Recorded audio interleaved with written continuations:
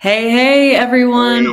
Welcome to Sundays with Steadyworth. My name is Laura, and this is my husband, Gabe. And we are about to unpack Bitcoin. We're super excited to be with you. If you've ever heard, I'm sure you've heard conversations, news, Instagram posts about Bitcoin and wondering what the heck is this? Is this real? Is this fake? Is this something that I should be interested in?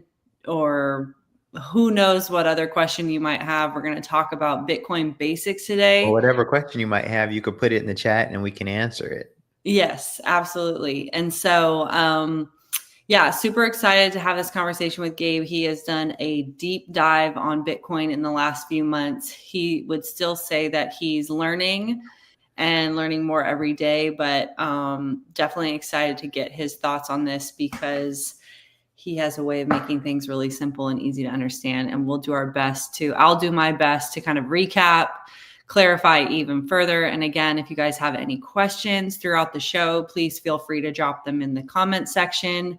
If this is something that you've heard about or have been curious about, leave a thumbs up in the comments. And we will kick off here shortly. Any other words that you want to share, Gabe, before Yeah, we get no, we're started? just excited to get in and have a quick conversation about Bitcoin.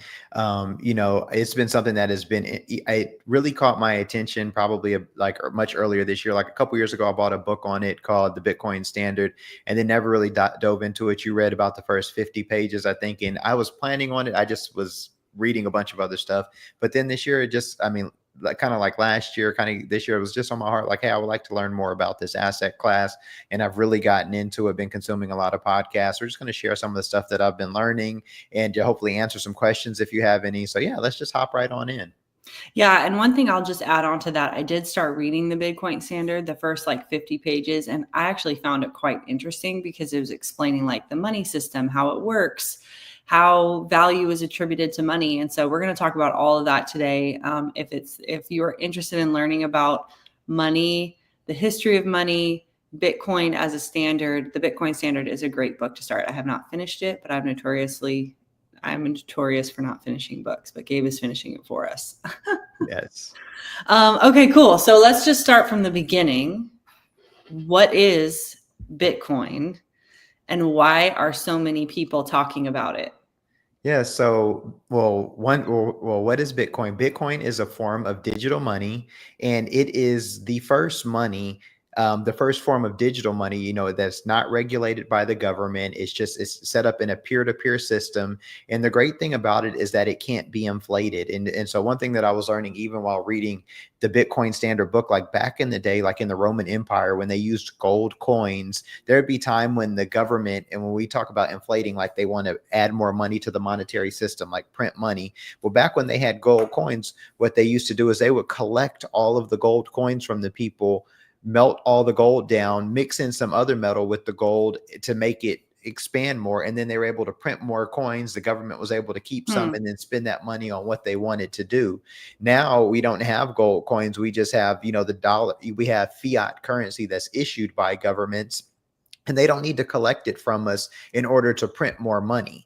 They can just turn on their money printers and they print more money. And so they're able to send money to wherever it is, whether it's, the defense budget, other countries, whatever it is, they're able to just automatically print more money. But one thing about printing money is the more someone prints money, where the more money's inflated, the more money's added to the money supply, whether it's the government printing or whether it was the Roman Empire making those coins, mixing it with another metal. It always makes the money that goes into circulation makes it a bit weaker.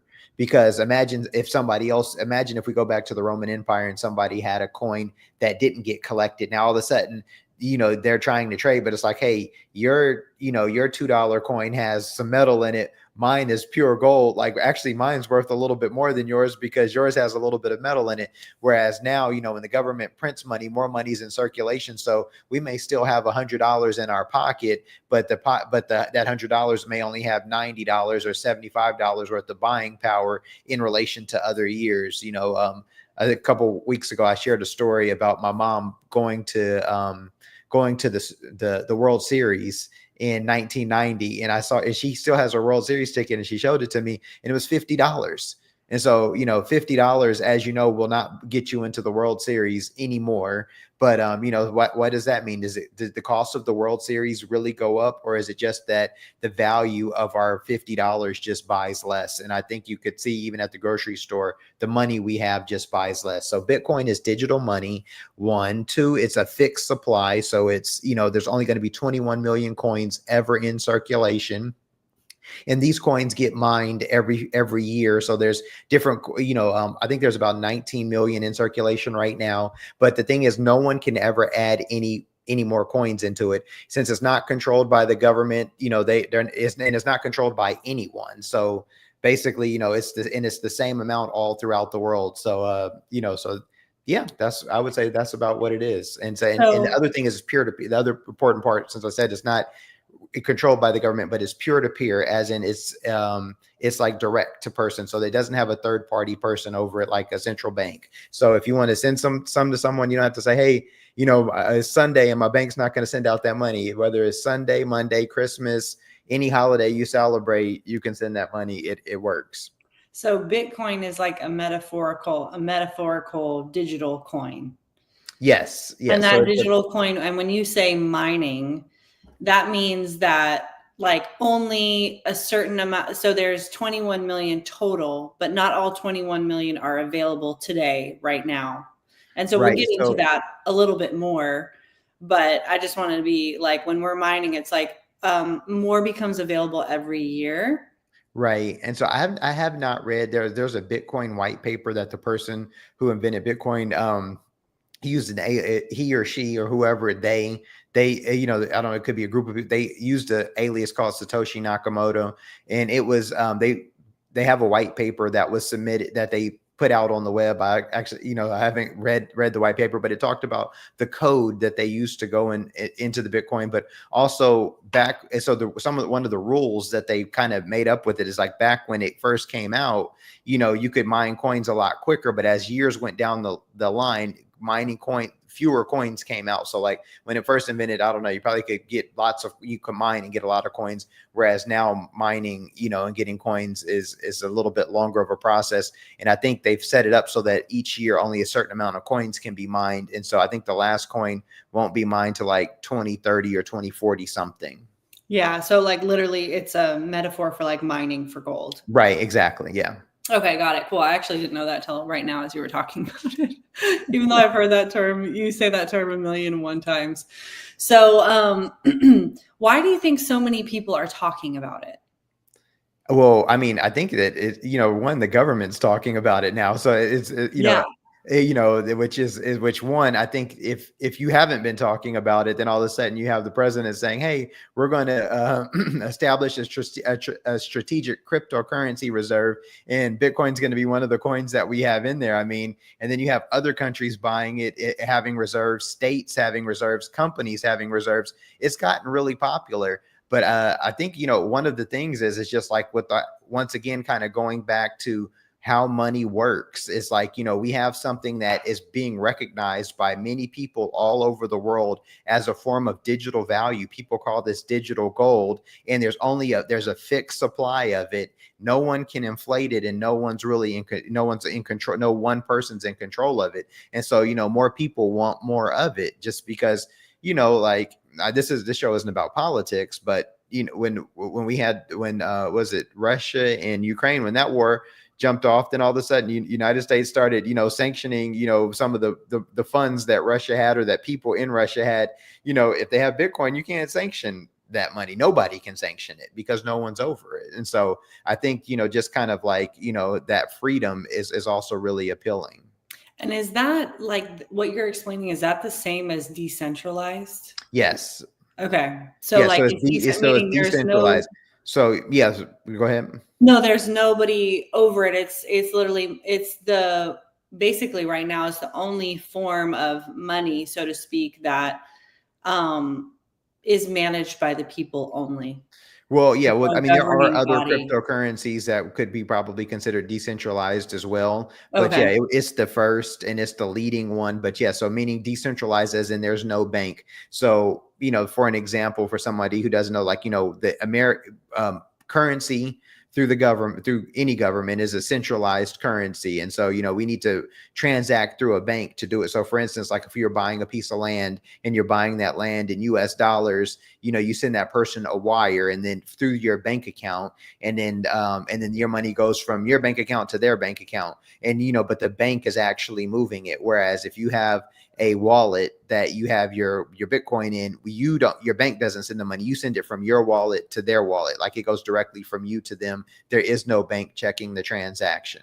Got it. Because that's what basically the computer system or the code that these people who founded it built, it tracks it. And Right, we'll which is the get more block. into that. Yeah, Yeah. so he invented the blockchain technology. And so yeah, so it's one And person it's like a described. ledger Yeah. almost. Yeah. So yeah, one person described it as, when you think about, a blockchain technology, like imagine being inside of a giant, like if anybody who's used Google Sheets, or, if you use the Excel version of, is it Google That's right. Sheets, right? Yeah. Google Yeah. Sheets. And so like, you can be in there and you can, like, if I'm in the sheet, you're in the sheet, there could be 10, 15, however many people in the sheet. We can all see what each person is doing at the same time.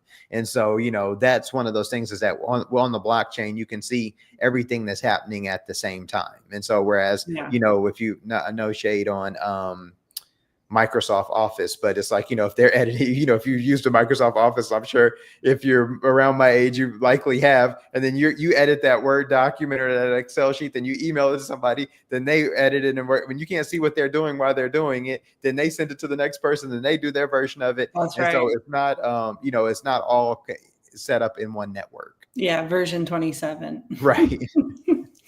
Right. Okay, cool. And so can you tell us a little bit about how, like, you've touched on it a little bit, like there's kind of an alias person, I can't remember his name, Satoshi Nakamoto. or his, her, whoever they, can you tell the story of how or why Bitcoin was created? So I think, well, it's that it's this person, this group of people were trying to just create a form of money that just was better for the people. We don't really, it's like, until once I started reading these books and really just going down this rabbit hole, it became very clear that, when governments print money, and this isn't just an American government thing, this is any government through the ages of history, anywhere, the more money that's printed, and they have what you call hard money and soft money. Hard money are things that are really hard is money that's, you can't duplicate quickly. Like gold would be a form of hard money, just because mining gold takes forever to do. We don't know where it's at all the time, and then getting to it is, it just, like, you can't just say, hey, I'm going to double the gold supply right now. Whereas we can literally turn on the printer and double the money supply. And it's happened over the course of the last 10, 15 years. The money supply is constantly getting doubled. Whereas gold, you can't double the gold supply. I mean, not just overnight like how you can. So anything where you can double the supply of anything, all of a sudden the value of it goes down, drastically. I mean, I don't know the exact number, but I was once listening to a podcast by Patrick Bet-David, and he was talking about how he has a baseball card collection, and he has some very rare baseball cards. And one of the cards, and I don't know if it was a Babe Ruth or whoever it was, but it's like the one card is worth $1 million. Wow. One card was worth $1 million, but the person who was selling it to him, whatever, they were in a hard financial time. He found out about it, so he was able to get it for a steal. But think about this: one baseball card is worth $1 million, but it's obviously there must be only one or two of them in the world or in circulation or ever, for it to be one baseball card to be worth that much. But if all of a sudden you had 300,000 of these baseball cards, it's not going to be worth that much anymore, because everybody can get them. And so it's the same thing with money. It's like the more money we print and it's not backed by anything, meaning gold or something of true value, they're just making their own, all governments are just making their own money. They're just printing it, and it's not really connected to anything. Whereas when we have gold, when we're exchanging gold, at least, the gold held its value a bit better, or much better. And same thing with Bitcoin, since you can't produce more of it, it holds value. It holds value. Yeah. And so, Can you tell a little bit about this, like the story So behind?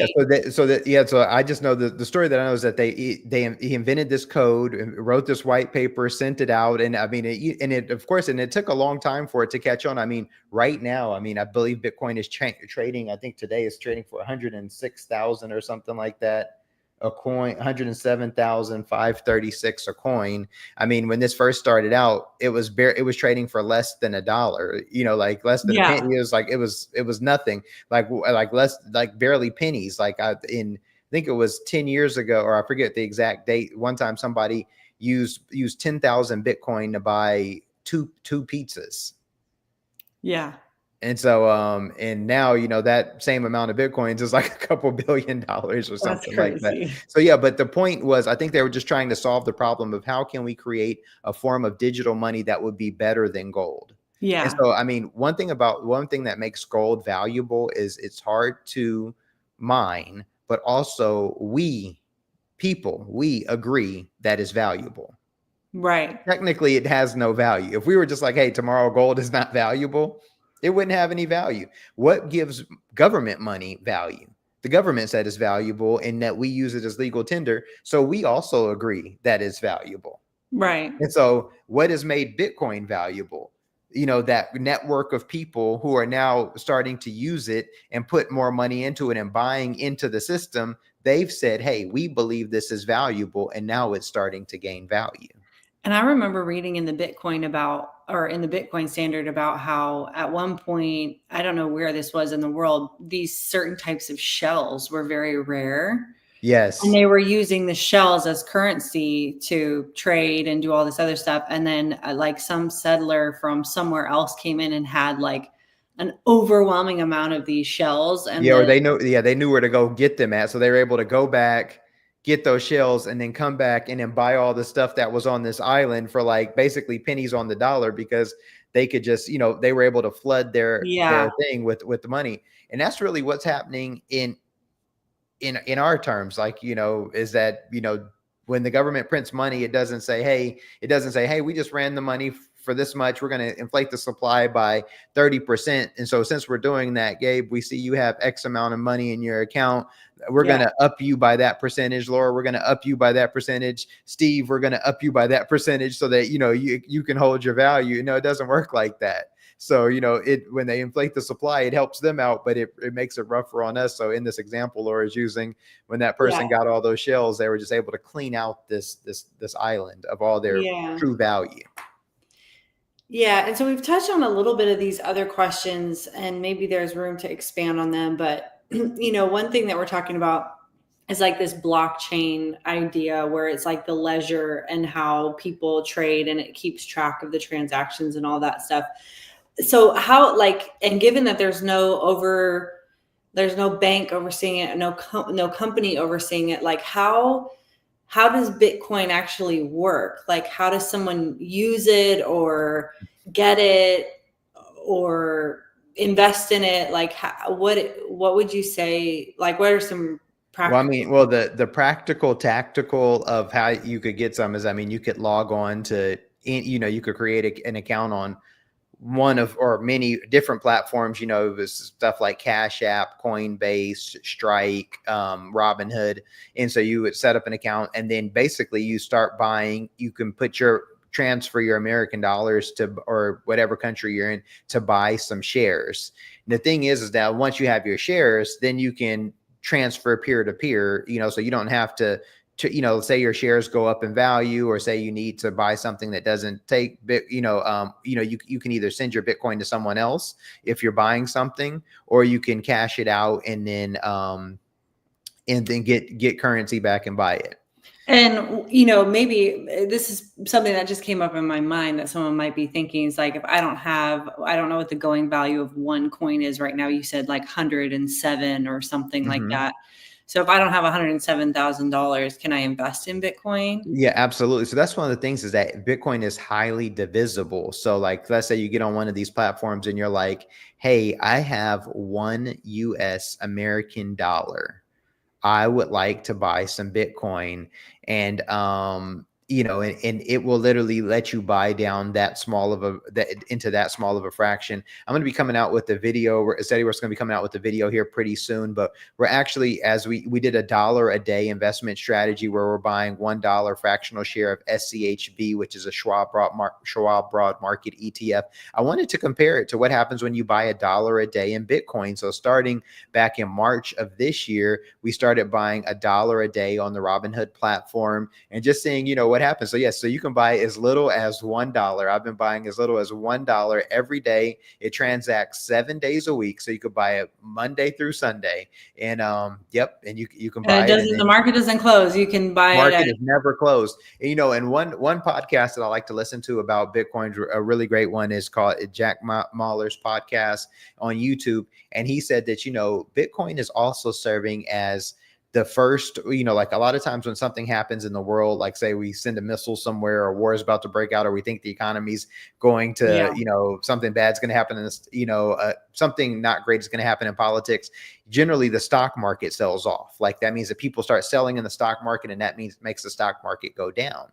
But you can't sell in the stock market if something happens over the weekend till Monday at 9 a.m. when it opens, whereas Bitcoin is open Saturday, Sunday. So if bad news happens over the weekend, Bitcoin will have a bit of a sell off. So it's literally it's like a world indicator of liquidity of how people are feeling. If people all of a sudden go, hey, I want to be, I want liquidity, I want to be sitting in cash, then they can literally sell off on Sunday night or Saturday before the stock market.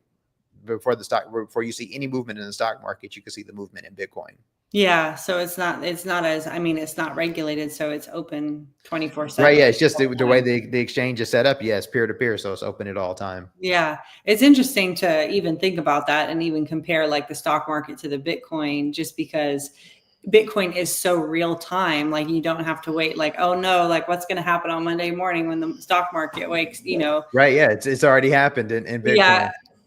Yeah, it's already happened. Yeah. We already kind of have to a certain extent, it could be a helpful indicator if you are buying stocks as well. Right. And that's what Jack was saying. Yeah. Yeah. Okay, cool. Yeah. He was like, oh, something must be going on. The price just dipped. And it's like, oh, things must be okay. The price came back up.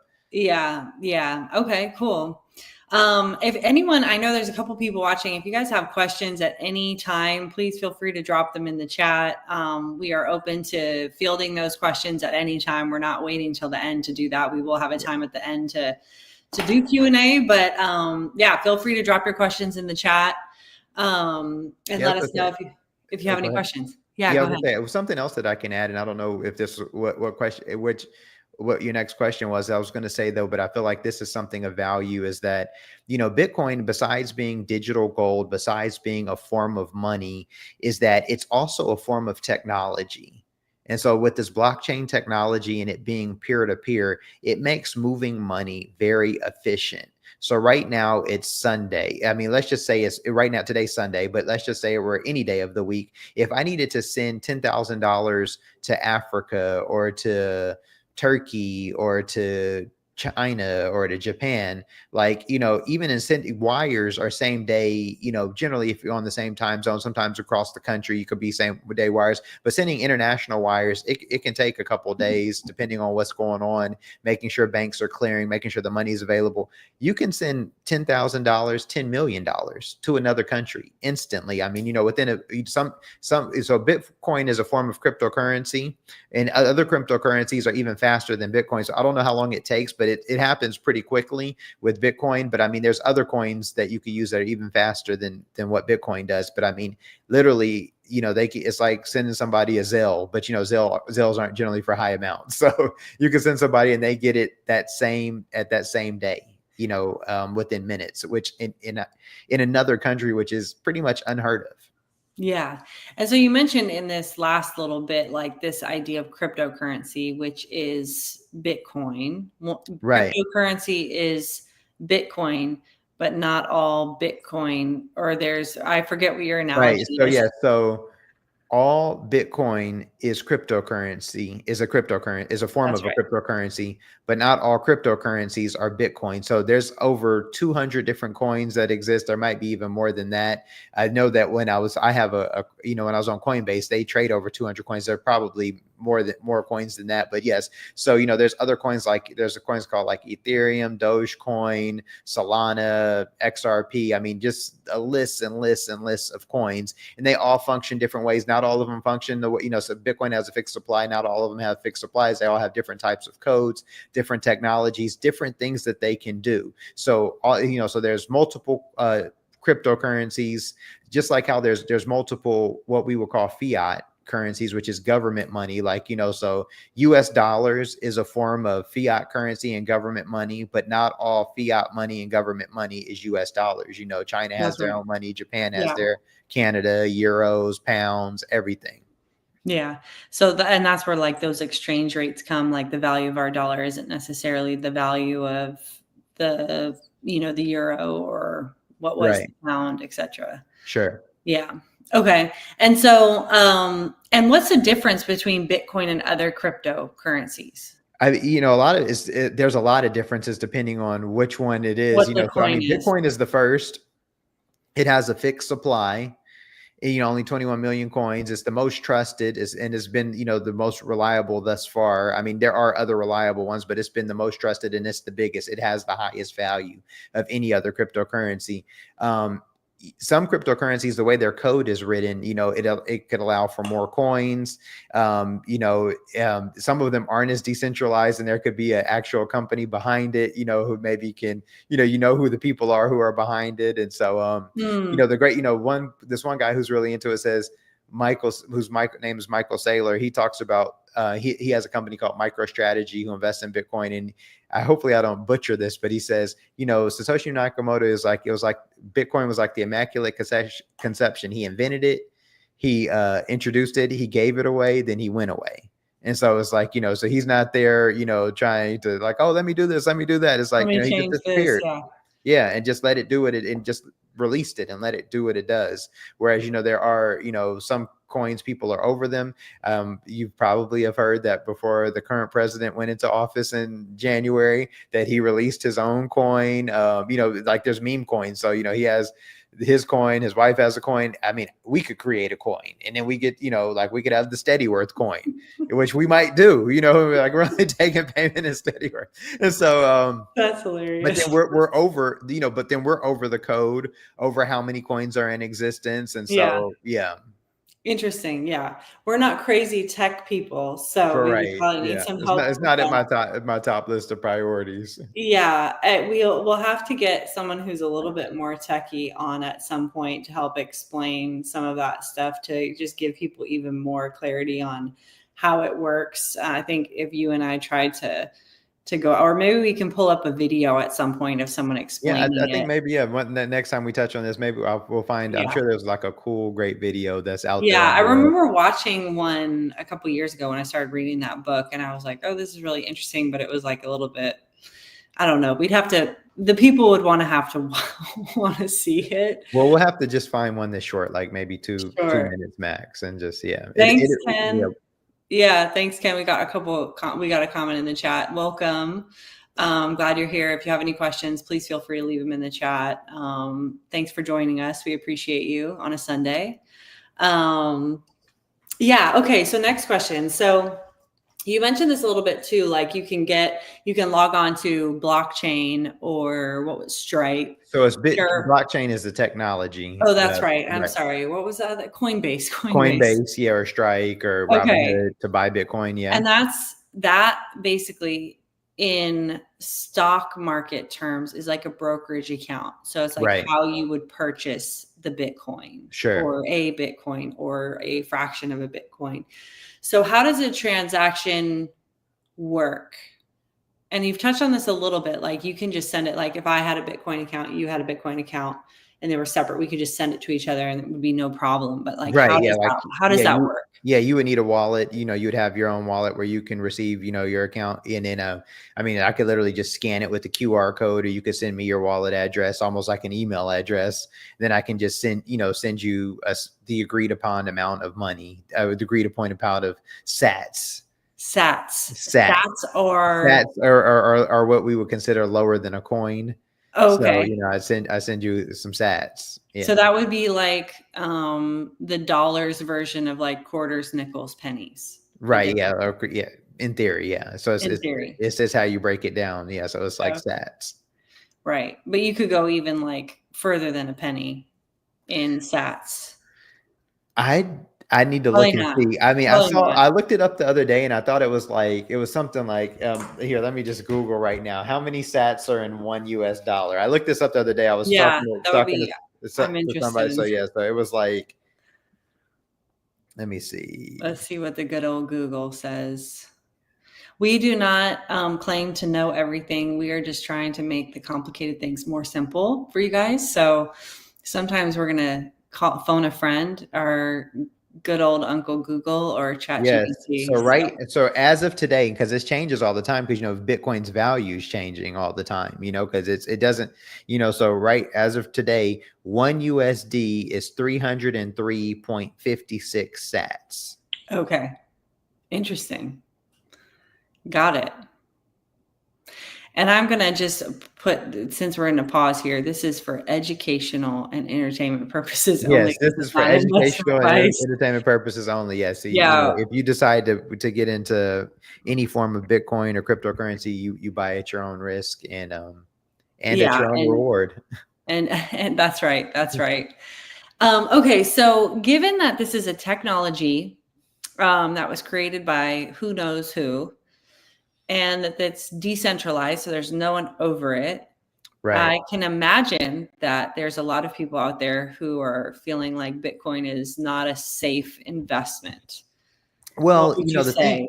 the thing is that I would say that there, it's not that the multiple things. I think there's like two questions here. It's Okay. like, is the question like being, is it safe from scams or is it safe from like stability wise, as in it may Yeah. Okay. like I put my money in it and it just goes down to zero. Right. So, so two different types of concern Safe here. questions. Yeah. Right. And so I think at this point, Bitcoin has done nothing but gone up. It's outperformed every asset class. So it's outperformed real estate, it's outperformed the stock market, it's outperformed everything, in the last, 10 years or so. And what I mean by that is, you know, if we look at the price of Bitcoin back in like 2016, it was like at the beginning of the year, it was maybe about $400 a coin. You needed how many coins? If we do 300, if a median house in the US is cost, 300,000 back then, 350, let's say, and you needed, and you had how many Bitcoins would you need if you could do 300,000 divided by 400? 875. You need 875 coins to Yes. buy one house. So now, if the median house, let's just say in the US is 400,000 because it's gone up $50,000, you only You only need need 4 coins. coins to buy a house because Bitcoin is trading at $106 a coin. So life in Bitcoin terms has gotten cheaper, not more expensive. So what stock has gone like that, Yeah. or what real estate has gone like that? When you think, and even when you think about real estate, the only real estate that really is like the cream of the crop is going to be that oceanfront type real estate, that Manhattan level real estate, where it's just like there's only so much of it that Yeah. that it drives up the price. Like where we used to live at in Miami, there's only so much Miami beachfront real estate, so so the price on that stays pretty high. If you want to have a condo in Manhattan, Manhattan's only so big, Yeah. but and same thing with Bitcoin. There's only 21 coins, but as you see, the prices it continues to go up, and so it's at 106. Earlier this year, this year it hit an all-time high earlier in the year at 109. Then it went down over the course of some months, went down to 70 something, like maybe 79. Then it hit a new all-time high of 111, maybe about, I don't know, maybe 9 weeks ago. Now it went back down to 99 and it's at 107. So the price fluctuates, but yeah. Yeah. Over the long term. Circle back to the question. It was, Yeah. so So the that, risk. So That was basically your answer towards like, is it secure or is my money well, basically going to go down I to think, well, zero? the thing is, so one thing about the risk of the price going down, I think that so many people are bought in worldwide at this point that I just, Including governments. including governments. So like the fact that the US government is like, hey, we're going to actually recognize this as a place of value. Like, Yeah, you that's a big know, deal. I mean, But this, they're not over it. right. Like, I mean, the government who can print trillions of dollars all of a sudden wants to have a Bitcoin Bitcoin reserve reserve. and a Yeah. whole XRP and a couple other coins. Really? It must be Yeah. worth something all of a sudden. Yeah. So that's one thing. Is it safe from like hackers and things like that? I think, we run the risk. The real thing is we run the risk just like with our regular bank Yeah. stuff, is that if you click on something you shouldn't click on, such as if you get a text message from a number you don't know, or a lot of times, as you know, and this happens with credit cards, regular bank stuff. It also happens with Yeah. cryptocurrencies, where somebody will initially start off with fear, like, hey, if you don't do this, you're gonna da da da da. If you have to click on this. Like the other day, I received something from one of the exchanges I buy cryptocurrency on, and it says, hey, this is your authentication code. If you didn't, to your account, if you didn't request an authentication code, reply to this text. Now, I hadn't requested an authentication code, but as soon as I reply to that text, and all of a sudden I'm getting, there was like, click on this link and reply to the text. I'm not clicking on anything. So I think, one thing that we need to constantly remember is, when in doubt, don't click on anything. Take a step back, take a deep breath. If you need to call someone or you need to send a message, make sure you log into your secure portal first and send a message from the websites or the addresses, Yeah. or call the phone numbers that are available on in your side of your secure portal, and never Yeah. from anything you receive in mail. So then you can at least authenticate who you're reaching out to, and so instead of, not Yeah. knowing who's on the other side of that. And so the thing is that, if as soon as you send money out, since there's not a centralized bank or something, it's much harder to recover. Sometimes it could be almost impossible. So Yeah. your money is safe as long as you take proper care of it. Yeah. And Once I think, again, educational and entertainment purposes only. yeah. And I think that advice goes for anything related to your money, whether it's your bank or 1000%. your Yeah. credit card or anything like that. Like, take a step back, go find the contact information for that bank and call them directly instead of responding to a text or a call or doing anything. Just try and get your wits about you and Right. not panic, and have it's like, we talk about this. I talk about this in other arenas, but you can get really caught up in your emotions. And if you don't have like a set protocol or a set of steps in order to avoid those things, sometimes you can get swept up in the emotional piece of it. I implemented a rule back in the day. When I got a text message that really fired me up or irritated me or triggered me, I gave myself 24 hours to respond, because I didn't want to get swept up in the emotions of the text. And I think the same is true when you get a text or some sort of fraudulent thing that seems legit.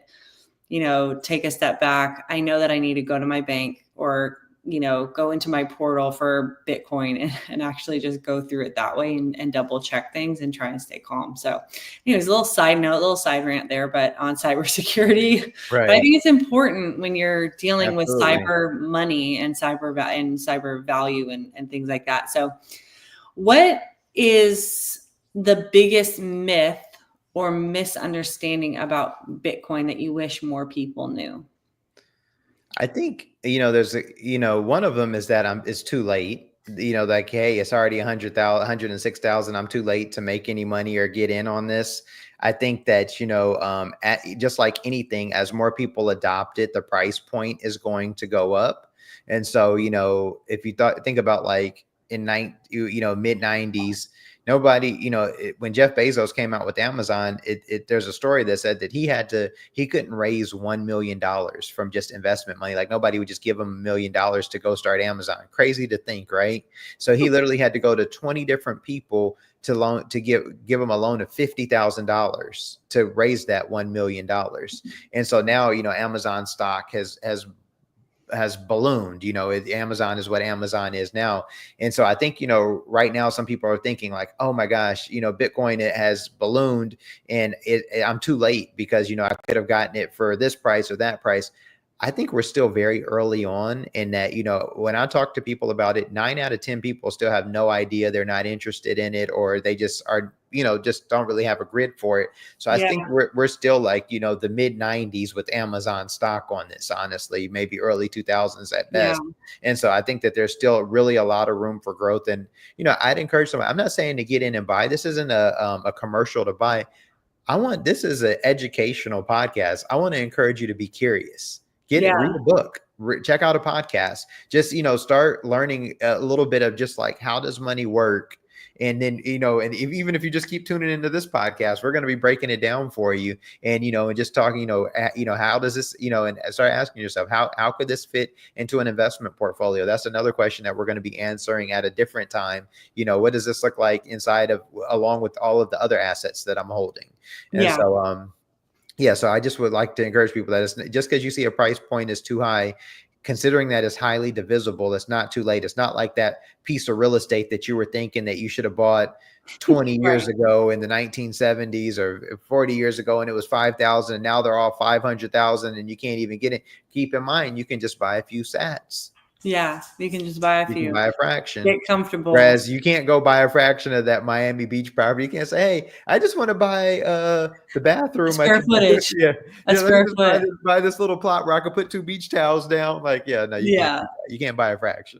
Yeah. Interesting. Yeah. Interesting thought. I think, a lot of people think, especially when it comes to money, that it's just too late for them to do it. So they never do it, or they don't quite understand it. So they, they just push it off, or it doesn't make sense. And so, I think it is important. I think it's a good call out to, be curious about this stuff and how this stuff can add value to your life and your portfolio and your finances, and, and just get curious about those things. I think that's great.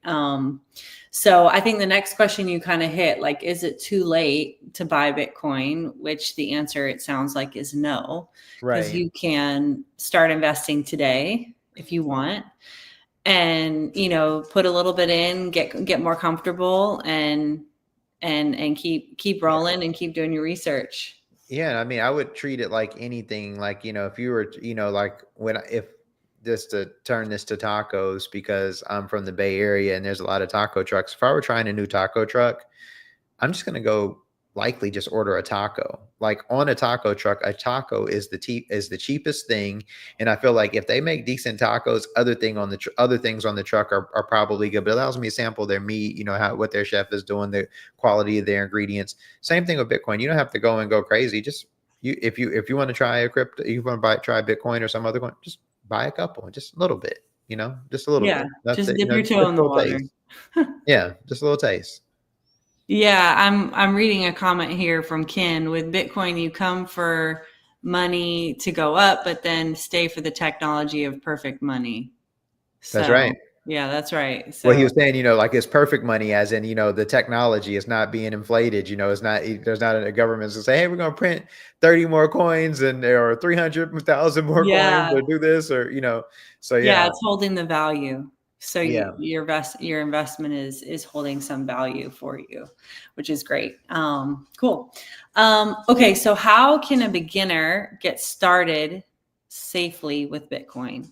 Well, we are going to post a link below when we repost the replay, but we're going to post a link. It's a link that we have to Coinbase. And when you sign up on Coinbase, they'll give you $30 in free Bitcoin. They're also going to send us $30 in free Bitcoin for using our link. So it's one way that you can support the channel. And so, you can set up your Coinbase account, and it's a place that you can buy and hold Bitcoin. They also sell other coins on there. It's a really user-friendly platform. I am going to be making a video on how to use the platform, but it's very simple and straightforward. You just sign up, do all the information they ask you. You're going to need to connect you connect a bank account, obviously, to buy some stuff. Then you hit the buy button, you choose what you want to buy. It's not just BTC, which is the shortened initial for Bitcoin. You could buy all kinds of coins on there, but and you can get going. But after you make your first buy, you'll get the 30 Bitcoin bonus.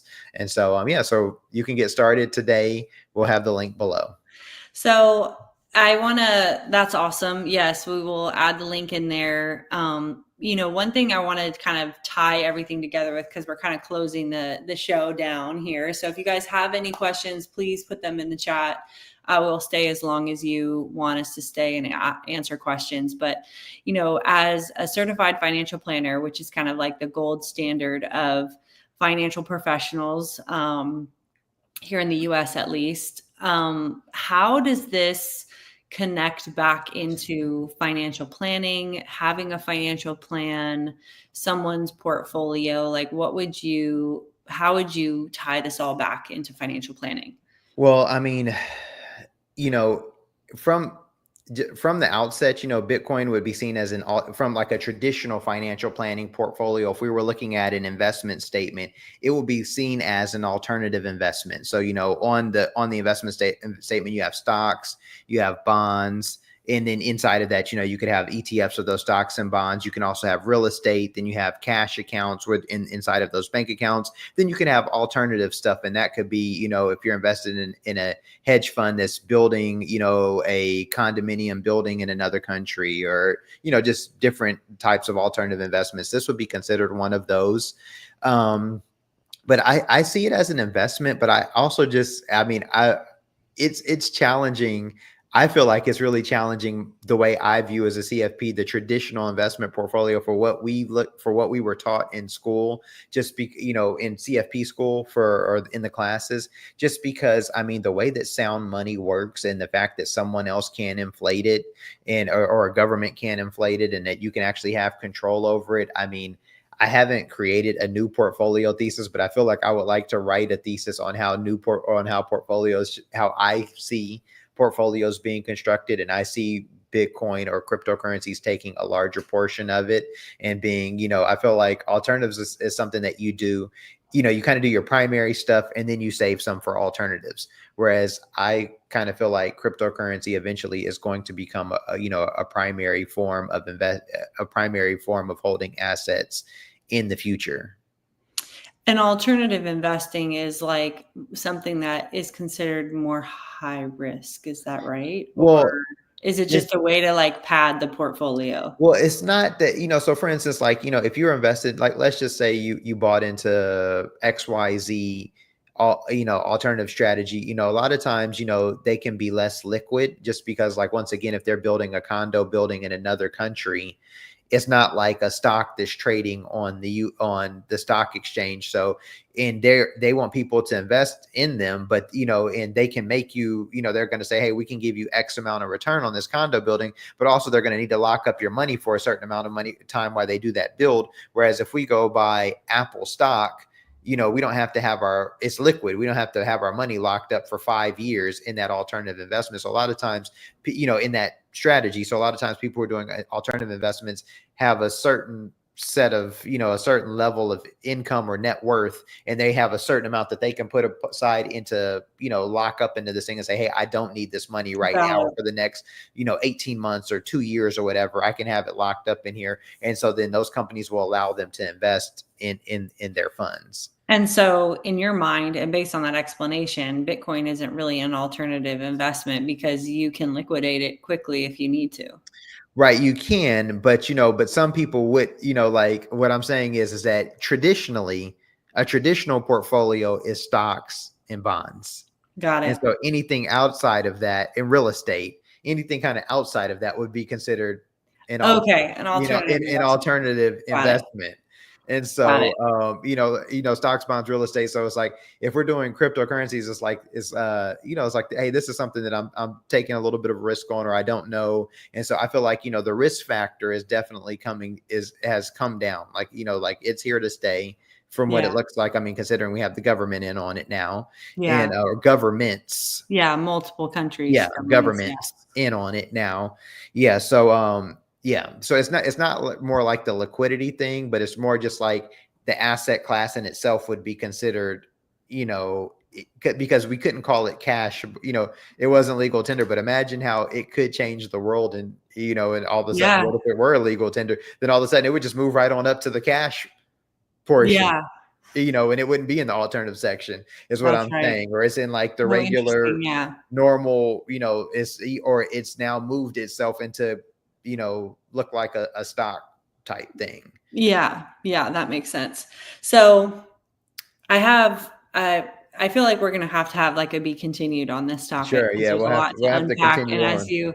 as you continue to learn and unpack it yourself, I want to make sure that we're sharing those insights with everyone that follows us, tuned in to watch. Yes, and I just want to say, yeah, sorry, I was saying, hopefully you guys got something out of this. I want to say I'm not an expert on Bitcoin, but I am a student of it. I am a true student. I'm constantly learning, constantly reading, listening, and I just find it so interesting, and would just encourage, even if you don't want to be a nerd about it. I also want to say we're going to post another link. I just want to say this, we're going to post a link.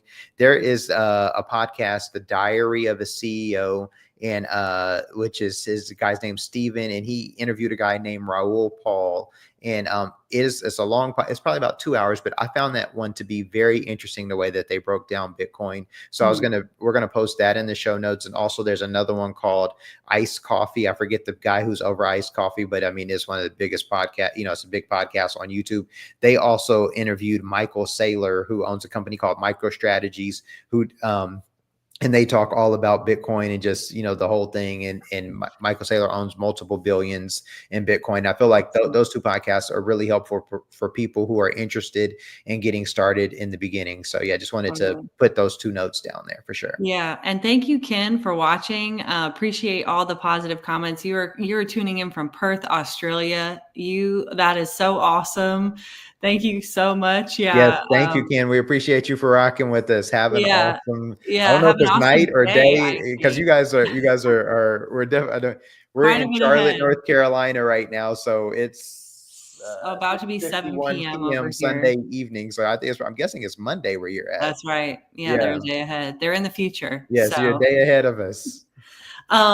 Yeah, so if you were watching this, you enjoyed it, please consider liking, subscribe, share with a friend. 7 a.m. Awesome. Getting your learning in early. Starting your morning right with a Love little it. Bitcoin conversation. I hope you have a beautiful day and a great week. Absolutely. Yeah. And, just for those tuning in now and or later watching this podcast, Steadyworth, we teach people how to manage their own money, build financial freedom, and kind of just live a life that they're genuinely excited about. We love teaching. We love breaking down complicated topics. We love making things hands-on, practical, and really helping you guys thrive. So it's really our heart and passion.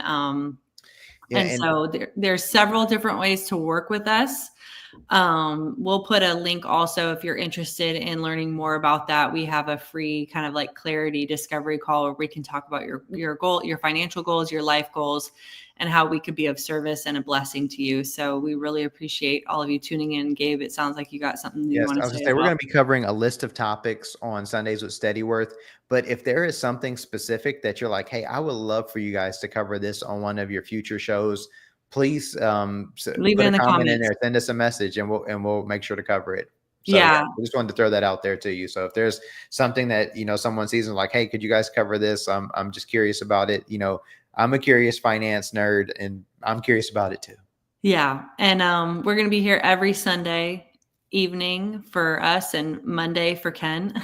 Yes. And anyone Monday else morning for getting a Ken. call over. Yes. But again, we so appreciate your time. We'll pause for a second. If anyone has any final questions that you want us to answer, we'll hang for a few minutes and get those answered. If not, we'll let you go back to your everyday life. And we've got a few tuning in, so feel free to drop a comment. Newbies need to be told about 4-year cycle, otherwise they will get wrecked. Yes, and so what he's saying is that every 4 years, the Bitcoin does a pullback, and so it's like it'll climb, then all of a sudden the price will climb, then it'll push back. So yes, that is something else. Is that when you're buying Bitcoin, you can see the price going up, and you could get excited. One thing you want to make sure you don't do is over leverage yourself. So then, because it will pull back, and it can pull back, and so and when it pulls back, just like in the stock market or any other thing that you believe is going to go back up, you buy more and then ride that right on back. So yes, there's a 4-year cycle that exists. Yeah, awesome. 4-year cycle, good to know. I'm trying to think, do I have any other questions for you? Yes, Gabe is our finance nerd, and I am the curious, especially alternatives. I'm guessing ALTS, alternatives. Is that what that is? Alts? Or do you Especially know? alternatives. Yeah. Do you know what that means? What is the question? It's a piggyback off of the last comment, Oh, especially alts. I I don't don't know. know. I'm All sorry. right, we'll have to do some research. Yeah. Awesome. Well, thank you guys for tuning in. Yeah, Hey, we love appreciate it. it. Appreciate you guys. Shit coins. That's funny. Yes. Yes, yeah. So that's what we were saying when we talked about, um, you know, all Bitcoin is cryptocurrency, but not all cryptocurrencies are Bitcoin. They say Bitcoins, and then there's S Ah, coins as well. So those other coins that aren't the B coins. So yes, that's right. That's right. yes. Cool. Well, we hope you guys have a blessed week. And looking forward to seeing you guys next week. Stay tuned for the topic and what we're going to be discussing. If you're interested in getting an insider view, we do have an email list where we send out details on what we're going to be talking about. You can be the first to know what the topic is, what we're going to be talking about. But stay tuned. We'll schedule that for at some point this week with the new topic. So yeah, Awesome. cool. Happy Happy. happy Sunday evening, Monday morning. Yes. All right. Well, we'll talk to you guys again next week. Have a great day.